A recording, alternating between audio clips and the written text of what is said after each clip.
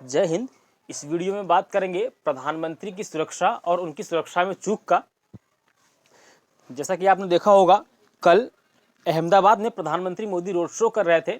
इस दौरान उनकी सुरक्षा में चूक का बहुत बड़ा मामला सामने आया। एक एम्बुलेंस उनके काफिले में घुस गई। ये कोई सामान्य घटना नहीं है, ये बहुत बड़ी चूक है प्रधानमंत्री की सुरक्षा में। क्या ये एम्बुलेंस किसी और रास्ते से नहीं जा सकती थी? क्या ये एम्बुलेंस का वहाँ घुसना ज़रूरी था? क्या कोई और अल्टरनेट रूट नहीं था वहाँ पे जाने के लिए? तो इन सभी बातों को विस्तार से समझेंगे। अगर ऐसी कभी सिचुएशंस आती है जब कोई अज्ञात वाहन बिना किसी परमिशन के प्रधानमंत्री के काफिले में घुसता है, तो एसपीजी के पास क्या राइट्स होते हैं। साथ ही आपको ये भी बताएंगे कि क्या एसपीजी कमांडो को किसी भी संदिग्ध को देखते ही गोली मारने का आदेश होता है। इन तमाम बातों पे विस्तार से चर्चा करेंगे। तो चलिए शुरुआत करते हैं। तो सबसे पहले ये समझिए कि ये प्रधानमंत्री की सुरक्षा में चूक का मामला क्यों है। प्रधानमंत्री जब भी कहीं भी जाते हैं देश के किसी भी हिस्से में, even not only in India, outside India, अगर प्रधानमंत्री विदेशों में भी जाते हैं तब भी उसका पूरा सुरक्षा प्लान, पूरा फुल प्रूफ प्लान, एक एक चीज़ एसपीजी परखती है। तो हमारे देश में जब प्रधानमंत्री कहीं मूव करते हैं, कहीं जाते हैं, तो वहाँ प्रधानमंत्री के पहुँचने से 3 दिन पहले एसपीजी की टीम जाती है। वो वहाँ के जो पुलिस अधीक्षक होते हैं, यानी कि एसपी या पुलिस कमिश्नर होते हैं, उनसे बातचीत करती है। एलआईयू के लोगों से बातचीत करती है। आईबी के जो ऑफिसर्स फील्ड में तैनात होते हैं उनसे इनपुट्स लिए जाते हैं। तो प्रधानमंत्री के दौरे से 3 दिन पहले सभी तरह की तैयारियां पूरी हो जाती हैं।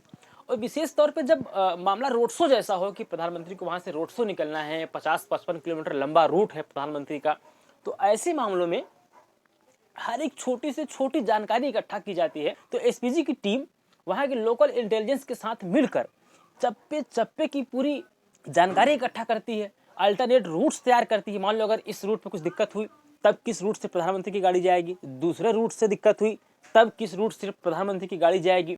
हर गली, हर चौराहा, हर नुक्कड़ की एकदम सटीक जानकारी रखी जाती है। साथ ही उसमें यह भी ध्यान रखा जाता है कि अगर उस दौरान कोई आपातकालीन वाहन आया, जैसे कि फायर ब्रिगेड की गाड़ियां हो गई, एम्बुलेंस हो गया, या इसी तरह के और कोई वाहन आ गया, तो उसको कहाँ से निकालना है, वो किस रास्ते से जाएगा, ये सब चीज़ें पहले से प्री प्लान होती हैं। तब सवाल ये है कि अगर इतना सब कुछ प्लानिंग होती है, इतनी तैयारियां की जाती हैं, तो फिर ये एम्बुलेंस आया कहाँ से? अब इसका जवाब तो एसपीजी को देना चाहिए, इसका जवाब तो गुजरात पुलिस को देना चाहिए कि आखिर ये एम्बुलेंस कैसे आई। अल्टरनेट रूट की व्यवस्था अगर थी तो एम्बुलेंस उससे क्यों नहीं गया? अगर अल्टरनेट रूट की व्यवस्था नहीं थी तो क्यों नहीं थी? ये अपने आप में बहुत बड़ा सवाल है। ये पहली बार नहीं है जब प्रधानमंत्री की सुरक्षा में इस तरह की चूक हुई है। भटिंडा पंजाब में मोदी जी रैली करने के लिए जा रहे थे, इसी साल की बात है, पंजाब विधानसभा चुनाव का वक्त था, और फिरोजपुर में एक फ्लाईओवर पर उनके काफिले को रुकना पड़ा था क्योंकि रास्ते में कुछ किसान प्रोटेस्ट कर रहे थे मोदी जी का। दूसरी बार मामला तब सामने आया था जब इसी साल, अभी कुछ दिन पहले की बात है, हिमाचल प्रदेश में प्रधानमंत्री जी प्रचार करने के लिए गए थे। वहाँ पर इनके काफिले के ठीक आगे या इनके रोड पे आने से ठीक पहले एक एम्बुलेंस भागी थी बहुत तेज़ी से। उसका वीडियो भी खुद प्रधानमंत्री जी ने अपने कैमरे से शायद शूट किया था, क्योंकि प्रधानमंत्री जी के कार के अंदर से ही वो वीडियो रिकॉर्ड किया गया था। तीसरा मामला ये अहमदाबाद का जो मामला है जिसके हम लोग बात कर रहे हैं, तो ये 3 बड़े मामले एक साथ एक ही साल में दिखाई देते हैं प्रधानमंत्री की सुरक्षा को लेके। ये बहुत गंभीर विषय है, इसको हल्के में नहीं लिया जाना चाहिए। यहाँ पे आपके मन में एक सवाल आ सकता है कि यार क्या इससे पहले भी जो प्रधानमंत्री हुए, क्या उनकी सुरक्षा में कुछ चूक का मामला सामने आया था? तो इसका जवाब है हाँ। 2006 में प्रधानमंत्री मनमोहन सिंह जी की सुरक्षा में भी चूक का एक मामला सामने आया था। उस वक्त प्रधानमंत्री मनमोहन सिंह जी त्रिवेंद्रम गए हुए थे और त्रिवेंद्रम से उन्हें राजभवन जाना था, लेकिन ड्राइवर ने कार को गलत रूट से ले लिया था, तो इसे सुरक्षा में बहुत बड़ा चूक माना गया था।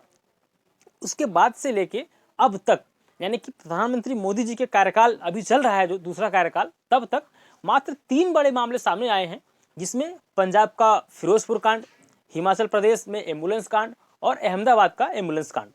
जो थ्रेट परसेप्शन है पीएम मोदी का वो ऑल टाइम हाई है। 2019 लोकसभा चुनाव के दौरान जब चुनाव प्रचार चल रहा था, तब एसपीजी ने एक एडवाइजरी जारी की थी और प्रधानमंत्री को सुझाव दिया था कि वो अपने जो बाय रोड प्रोग्राम्स हैं, जो रोड शो हैं, जो रैलियां हैं, उसको कम करें, अधिक से अधिक एयर ट्रेवल्स करें, एयर ट्रेवल्स का इस्तेमाल करें, बाय रोड जाने से बचें।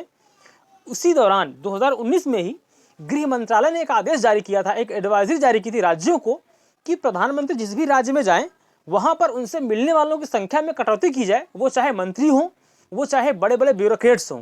प्रधानमंत्री से की जो एक्सेसिबिलिटी है वो कम की जाए, कम से कम लोगों से प्रधानमंत्री को मिलवाया जाए, सब लोग प्रधानमंत्री से ना मिले। अब इस बात पर आते हैं कि क्या कोई संदिग्ध व्हीकल या कोई संदिग्ध व्यक्ति जिसको देखकर ऐसा लगता है कि ये प्रधानमंत्री को नुकसान पहुंचा सकता है, क्या उस पर एसपीजी ओपन फायर कर देती है? देखिए, इसका जवाब ये है कि हाँ, ऐसा एसपीजी कर सकती है, लेकिन अभी तक ये सिर्फ एक ही बार हुआ है।